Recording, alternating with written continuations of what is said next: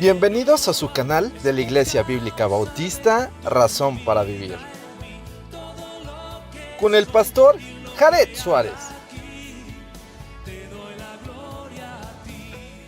Muy bien, pues vamos entonces a analizar este capítulo 8 del libro de los jueces y pues vamos a ver algunos aspectos interesantes que tiene para nuestra vida.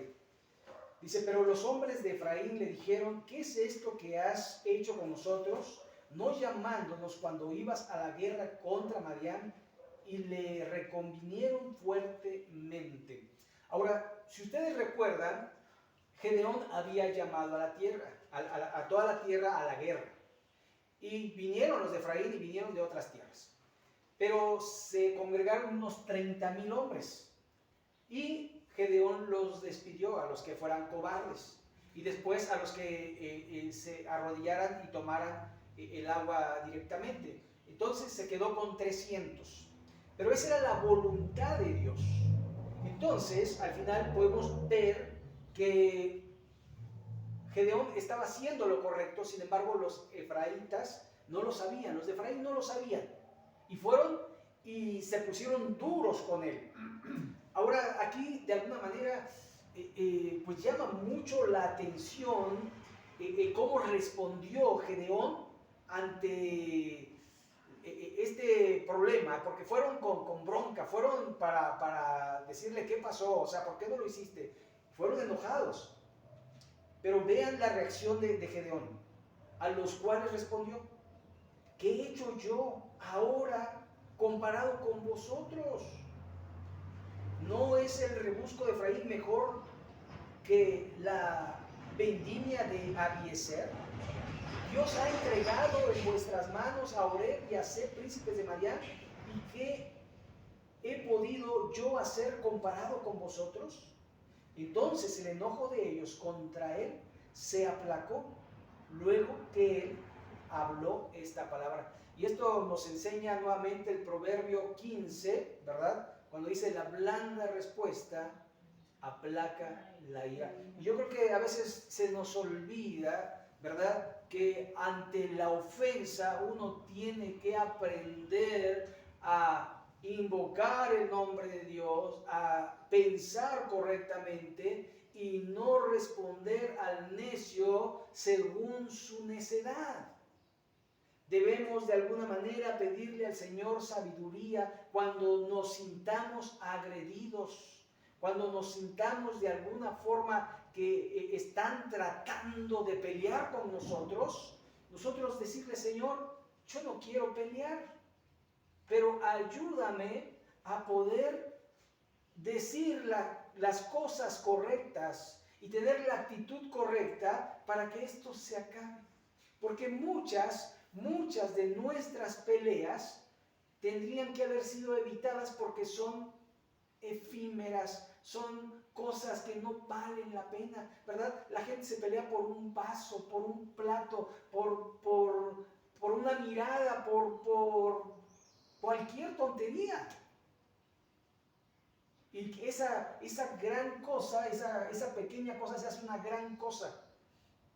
Hay gente que se ha divorciado por tonterías.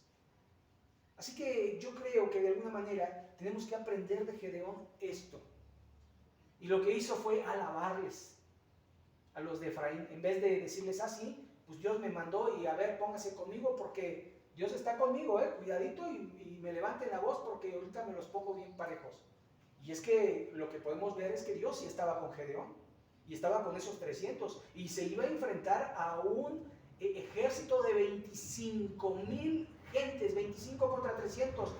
¿Qué garantía les puede dar? Dios estaba con él, Dios estaba con ellos. Pero sin embargo, ¿qué hizo? Evitó la confrontación, alabó a los de Efraín y dice que los de Efraín se apaciguaron, ¿verdad?, con esta palabra. Verso 4. Y vino Gedeón al Jordán y pasó él y los 300 hombres que venían consigo, cansados, mas todavía persiguiendo. Esta escena es increíble, no se puede creer, es hasta de caricatura, ¿verdad? 25,000 gentes, soldados, huyendo de 301 labradores de la tierra. Y allí iban, ¿verdad? 300 contra un montonal de gente. Y iban huyendo. No sé qué veían, seguramente Dios ahí les ponía el temor, el miedo y algunas visiones, pero iban corriendo. Y estos, de alguna forma, dice que ya iban cansados, ya iban agotados, pero aún persiguiendo. Y dice que el verso 5, y dijo a los de Sucot: yo os ruego que deis a la gente que me sigue algunos bocados de pan, porque están cansados, y yo persigo a Seba y a Salmuna, reyes de Madián. Ahora, estas personas de Sucot han de haber visto el bólido de gente que pasaba, 25,000 gentes de a camello y corriendo, y dijeron: tú lo estás persiguiendo. Menospreciaron a Gedeón. Y vean lo que le dice, ¿verdad? Dice: y los principales de Sucot respondieron: está ya Seba y Salmuna en tu mano para que te demos pan, para que demos pan a tu ejército. Es decir, oye, no seas payaso, no seas engreído. ¿Cómo vas a, o sea, no te vamos a dar pan, no vas a poder con ellos? ¿Sabe? Vean la reacción de Gedeón. Y Gedeón dijo: cuando Jehová haya entregado en mi mano a Seba y a Salmuna, yo trillaré vuestra carne con espinos y abrojos del desierto. De allí subió a Peniel y les dijo las mismas palabras, y los de Peniel le respondieron como habían respondido los de Sucot. Y él habló también a los de Peniel diciendo: cuando yo vuelva en paz, derribaré esta torre. Y otra vez, ¿verdad? Los de Peniel han de haber visto a aquellos huyendo, 25,000 gentes. ¿Sabe? Yo nunca he visto 25,000 gentes más que en un estadio, ¿no? Y uno cuando va saliendo del estadio, ve una multitud de gente y no termina, y ahí están, ¿no? Mucha gente, multitud. Pero ahora estos lo ven y dicen: no, Gedeón, no sé por qué pierdes el tiempo persiguiendo 25,000 con tus 300.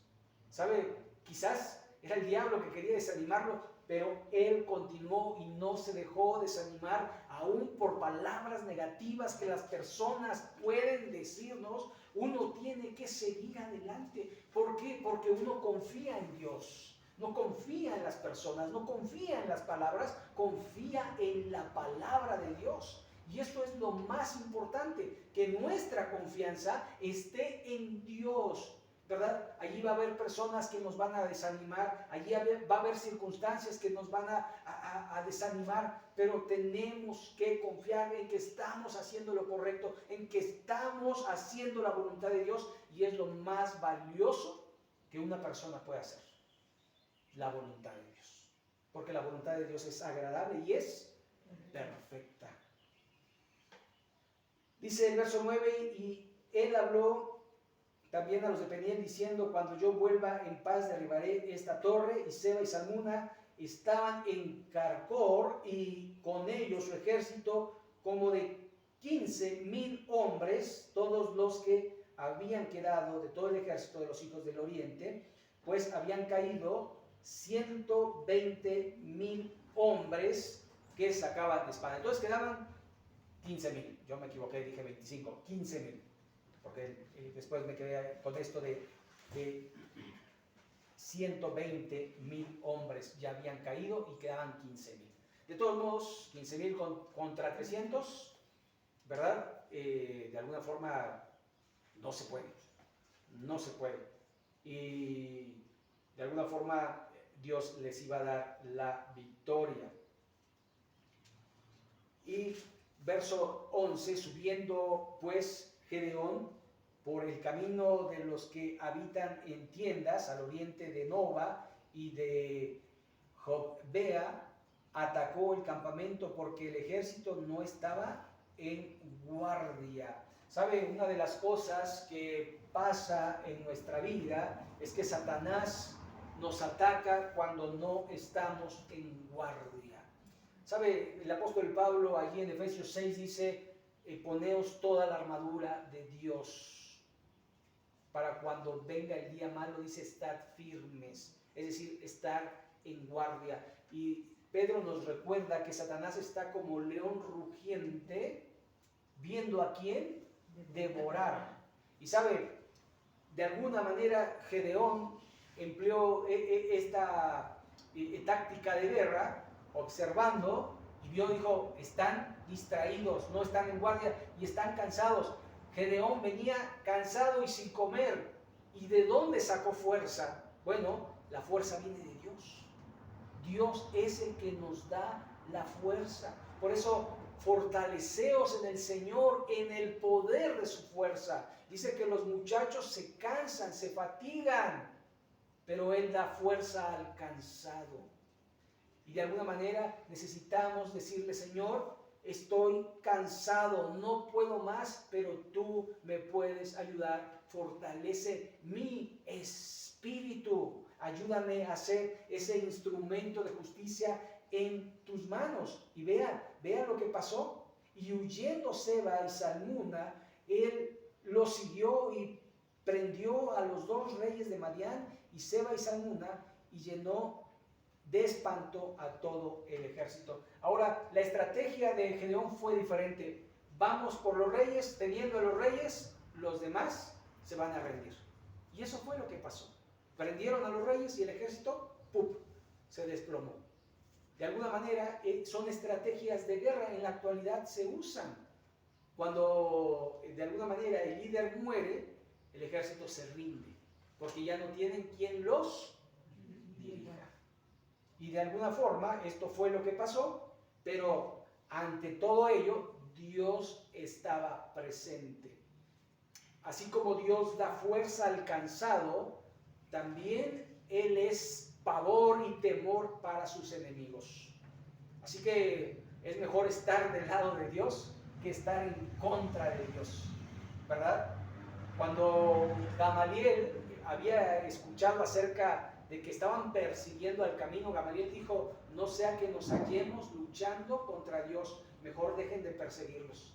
Pero los fariseos siguieron persiguiendo a la iglesia, y por eso cuando Pablo va camino a Damasco, Dios le dice, Jesús le dice, dura cosa te es dar coces contra el aguijón, patadas contra un punzón, te vas a autolastimar. Y eso es lo que muchas veces hace la gente cuando va contra Dios, se autolacera, se autolastima, se autoflagela. ¿Por qué? Porque no puede uno luchar contra Dios. Verso 13, entonces Gedeón, hijo de Joás, volvió de la batalla antes que el sol subiese. Entonces, el sol sube al amanecer, por lo tanto estuvo toda la noche trabajando, toda la noche peleando, y antes que amaneciese, porque acuérdense que el sol sube cuando amanece, y cuando atardece, ¿qué hace? Baja, ¿verdad? Entonces, digamos, el método que está usando para darnos a entender en qué tiempo del día fue. Y dice, verso 14, y tomó a un joven de los hombres de Sucot, y le preguntó, y él le dio por escrito los nombres de los principales y de los ancianos de Sucot, 77 varones. Entonces ahora fue a arreglar cuentas. No me diste pan, entonces voy a hacer lo que cumplí. Ahora, aquí Gedeón empieza de alguna manera a tropezar. Una de las cosas que nos pasa cuando tenemos logros es que empezamos a creer que somos algo. Empezamos a creer que somos importantes, más importantes que los demás. Pero recuerde que después de una gran victoria puede venir una gran derrota si uno no se mantiene humilde delante de Dios. Dice, humillaos ante la presencia de Dios y Él os exaltará cuando fuere tiempo. Y una de las cosas que no tenemos que perder es humildad. Humildad, sobre todo delante de Dios. ¿Por qué? Porque entonces ya empezamos a creer, Dios me oye, yo puedo hacer grandes cosas. Soy un gran evangelista, soy un esto, soy un lo otro. No. ¿La gloria para quién es? Para Dios, siempre para Dios. Uno no puede engrandecerse, uno no puede decir, ahora sí soy alguien. No, porque al final somos solamente instrumentos. Pero el que hace la labor, el que hace el trabajo, el que hace todo, es Dios. Por lo tanto, la gloria es para Dios. Así que el verso 15, y entrando a los hombres de Sucot, dijo: he aquí a Seba y a Salmuna, acerca de los cuales me zareísteis, diciendo: están ya en tu mano Seba y Salmuna, para que te demos nosotros pan, para que nosotros demos pan a tus hombres cansados. Y tomó a los ancianos de la ciudad y espinos y abrojos del desierto, y castigó con ellos a los de Sucot. Prácticamente los humilló. ¿Sabe? Uno pensará, ¿fue correcto o fue incorrecto lo que hizo Gedeón? Quizás este era el principio de su caída, porque después dice el verso 17: asimismo derribó la torre de Peniel y mató a los de la ciudad. A estos no solo los castigó, sino que los mató. ¿Sabe? Ya estaba de alguna manera inflado. Gedeón ya decía: tírenla, porque les había prometido que iba a tirar la torre, y lo cumplió. Pero después dice que los mató. Verso 18. Luego dijo a Seba y a Salmuna: ¿qué aspecto tenían aquellos hombres que matasteis en Tabor? Y ellos respondiendo: como tú, así eran ellos, cada uno parecía hijo de rey. Y ellos pues se quisieron congraciar, ¿verdad?, con Gedeón, diciendo: qué bárbaro, eran muy bien parecidos, pero ni aún así les tomó en cuenta. Y el 19 dice: y él dijo: mis hermanos eran hijos de mi madre, y vive Jehová, que si les hubieras conservado la vida, yo no os mataría. Y dijo a Jeter, su primogénito: levántate y mátalos. Pero el joven no desenvainó su espada, porque tenía temor, pues era aún muchacho. ¿Sabe? Gedeón ya estaba vuelto loco. Tenía un hijo, un chamaquito. Dice que todavía era muchacho, lo cual indica que todavía no era mayor de edad. Era un adolescente probablemente. Y le dijo: mátalo. ¿Sabe a qué padre se le ocurre hacer a su hijo asesino? ¿Sabe? Sí, le puedo enseñar a defenderse, y a lo mejor cuando viene la guerra, pues a lo mejor vas a tener que matar. Pero no, mátalo. ¿Verdad? Entonces, de alguna forma ya Gedeón ya no estaba pensando correctamente, porque ya las decisiones, a partir de que tuvo la victoria total contra Madián, ya empezaron a estar mal. Verso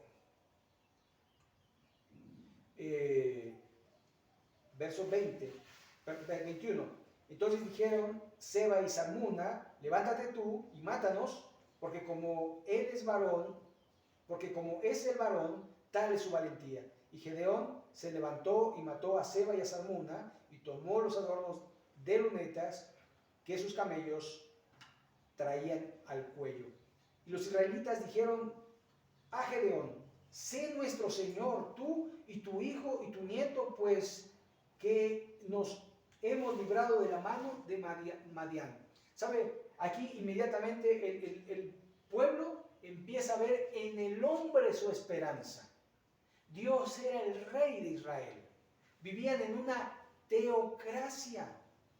De hecho, cuando piden rey, Samuel se entristece y le dice: Dios, no te entristezcas, no te han rechazado a ti, me han rechazado a mí. Y es que de alguna forma Dios ha dicho: maldito el hombre que confía en el hombre. ¿Sabe? Que los hombres nos equivocamos, y a veces, o muchas veces tomamos malas decisiones. Por lo tanto, nuestra confianza siempre debe estar en Dios. Pero ellos querían un rey como tenían los otros. Pero aquí Gedeón tuvo gran sabiduría y dijo el verso 23, mas Gedeón respondió, no seré señor sobre vosotros, ni mi hijo os enseñoreará, Jehová señoreará sobre vosotros. Y les dijo Gedeón, quiero haceros una petición, que cada uno me dé los zarcillos de su botín, pues traían zarcillos de oro, porque eran ismaelitas. Zarcillos son aretes. Los ismaelitas acostumbraban a traer aretes de oro. Era como su distintivo, ¿verdad? Es como algunas culturas usan anillos en el cuello, otras culturas usan brazaletes, otras culturas usan aquí anillos en la nariz, y así en muchas culturas algunos usan huesos atravesados en la oreja y cosas de culturas. Bueno, los ismaelitas como cultura traían zarcillos de oro, aretes de oro. Y dice que el verso 25, ellos respondieron, de buena gana los daremos, y tendiendo un manto, echó allí cada uno los zarcillos de su botín, y fue el peso de los zarcillos de oro que él pidió 1,600 siclos de oro, sin las planchas y joyeles y vestidos de púrpura que traían los reyes de Madián, y sin los collares que traían sus camellos al cuello. Aproximadamente el peso de estos zarcillos fueron unos entre 20 y 19 kilos de oro. ¿Sabe? Sí, más o menos el kilo de oro creo que está por ahí de los 600,000 pesos, algo así. Más o menos, no recuerdo, no sé si está entre 600 y 800,000 pesos. Así que tenía una gran fortuna allí, 19 kilos, 20 kilos, y Gedeón hizo de ellos un efod, el cual hizo guardar en su ciudad de Ofra, y todo Israel, dice, se prostituyó tras de ese efod en aquel lugar, y fue tropezadero a Gedeón y a su casa. El efod era ese pectoral que tenía el sumo sacerdote, ¿se acuerdan? Lo había hecho para Aarón, el sumo sacerdote, y era de oro, y también tenía piedras, 12 piedras incrustadas, que representaban las 12 tribus de Israel. Pero el efod no iba solo, sino iba con una túnica, y esa túnica era entretejida con hilos de oro, ¿verdad? Así que de alguna manera era obra primorosa para el sumo sacerdote, porque iba a entrar ante la presencia de Dios, pero única y exclusivamente era para los sacerdotes. Entonces Gedeón, que tenía que hacer un efod. Ahora, la gente de alguna manera empieza a tener confianza. ¿Sabe? Muchas veces nos pasa a nosotros, a todos los seres humanos nos pasa, o casi a la mayoría de los seres humanos. Pedimos a Dios y parece que no hay respuesta. Y parece que no hay respuesta, y uno dice, ¿me escuchará Dios? Y entonces la gente empieza a probar si algún otro ser o amuleto o cosa o imagen escucha. Y entonces la gente se prostituye yendo tras los ídolos. Y entonces dice, ay, le pedí al santo fulano y me lo concedió. ¿Sabe? Piensan que los seres inanimados conceden cosas, pero detrás de ello, el apóstol Pablo dice que son doctrina de demonios. Los demonios están detrás de esos ídolos abominables. ¿Sabe? Dios contesta siempre. Y a veces Dios te dice no, porque es Dios. ¿Sabe? David, el rey David, clamó, dejó de comer y clamó por su hijo que había tenido en el adulterio con Betsabé. Y su hijo murió. Porque Dios dijo, no. Y a veces Dios nos dice, no. Pero a veces Dios nos dice, espera. Todavía no es el tiempo. Espera. Y a veces Dios nos dice, adelante. Sí.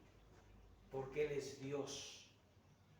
¿Por qué pretendemos nosotros mandar a Dios y decirle me das? Por cierto, al Dios, Baal Berit, es el Dios de los decretos, el Dios de pactos. Y en nuestros días, ¿verdad? Decreta a la gente, decreto, es decir, te lo pido y me lo vas a cumplir porque tú lo dijiste en tu palabra. Y la gente está mandando, está decretando que las cosas se van a hacer porque Él lo decreta. Pero si Él es Dios, Él nos dio la vida y nos las puede quitar. Así que más bien deberíamos, Señor, si tú quieres, porque dice, hágase tu voluntad, como en el cielo, así también en la tierra. Y el Señor allí, antes de ser crucificado en el huerto de Getsemaní, allí cuando clamaba y oraba a su Padre y sudaba grandes gotas de sangre, decía, si quieres que pase de mí esta copa, pero que no se haga mi voluntad. Y al final fue la voluntad del Padre. Y la voluntad del Padre era que Cristo fuera a la cruz y sufriera y fuera martirizado como lo fue, azotado, escupido, golpeado por palos, golpeados por los puños de esos soldados. Si el Señor fue de alguna manera ese varón de dolores, sufriente, el Creador nuestro sufrió eso, ¿por qué no podemos nosotros sufrir un poquito? ¿Por qué no podemos sufrir un poquito? Y con el primer agravio ya estamos explotando. Debemos de alguna manera pensar antes de actuar y decir, Señor, dame sabiduría, necesito tu sabiduría porque no estoy haciendo lo correcto delante de ti. Si el Hijo de Dios padeció y sufrió tanto, ¿no merezco yo más sufrimiento que el que nunca pecó? ¿Sabe? Necesitamos de alguna manera entender que hay un propósito en medio de todo sufrimiento y es siempre glorificar el nombre de nuestro Dios. Verso 28. Así fue subyugado Madián delante de los hijos de Israel y nunca más volvió a levantar cabeza y reposó la tierra 40 años en los días de Gedeón. Luego Jeroboam, hijo de Joás, fue y habitó en su casa y tuvo Gedeón 70 hijos que constituyeron su descendencia, porque tuvo, ¿qué dice? Muchas mujeres. Otra vez, problemas, malas decisiones. En el principio creó Dios a Adán y a su harén. ¿Verdad que no? ¿Verdad que no creó a Adán y a sus mujeres? No creó a Adán y Evas. Creó al hombre y a la mujer. Y se unieron y fueron una sola carne. Por tanto, lo que Dios unió no lo separe el hombre. Pero el hombre que está lleno de pasiones trata de hacer su voluntad. Y aquí Gedeón, de alguna manera, Gedeón falló delante de Dios. Y esto va a traer problemas que posteriormente vamos a ver cómo estos hijos de segundos matrimonios y demás, lo único que traen a la vida de las personas son problemas y desgracias. Si no, pregúntale a Abraham, si no, pregúntale a David, si no, pregúntale a Salomón, si no, pregúntale a Gedeón, pregúntale a todas las personas que tuvieron varias mujeres y lo único que tuvieron fueron problemas y más problemas y hasta desgracias.